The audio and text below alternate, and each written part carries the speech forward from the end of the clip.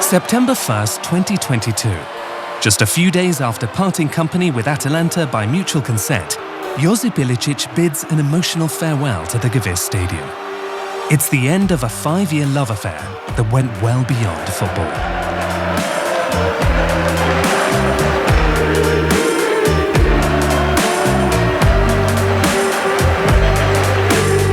Quello che abbiamo vissuto noi, diciamo tutti insieme, non si poteva immaginare nessuno. E quello sono le cose che ti rimangono dentro e che sognavo da bambino, e non posso solo ringraziare tutti quanti che sono stati vicino a me, a tutti quanti i ragazzi, tutti che lavorano dentro la famiglia. Works of art. Goals from the halfway line. Fencing like feints. Ilicic's magnificence made him the undisputed Duke of Bergamo.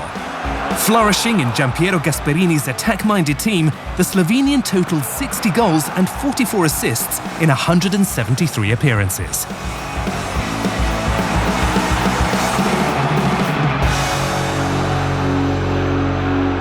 At the peak of his career in 2020, the COVID pandemic hit.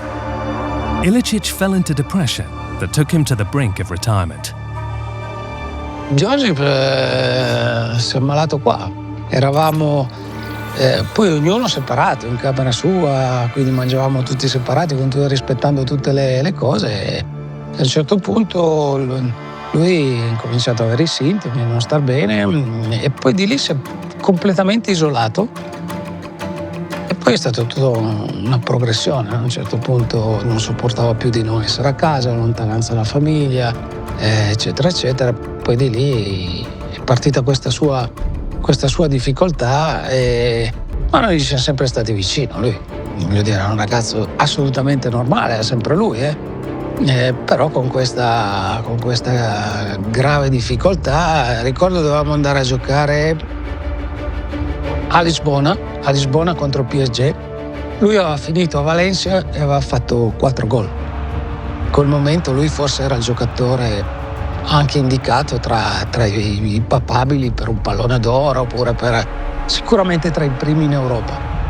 Sono andato a giocare a Lisbona contro il PSG, sono andato a trovare la settimana prima in una clinica, aveva perso qualcosa come 10-12 kg. Era impressionante, l'ho preso così che io l'ho tirato su come un manichino e ho detto: dai Josip, vieni con noi a...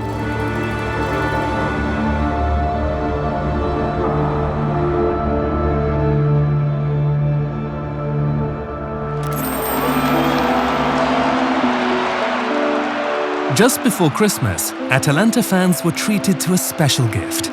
35-year-old Ilicic was back in Bergamo to watch his former team and receive another touching tribute. Josip è in forma strepitosa. Gli ho detto: se vuoi venire a giocare, ma ho male ai tendini, che non riesci. Allora gli ho detto: vieni ad allenarti. No. Allora ci viene a trovare, va bene.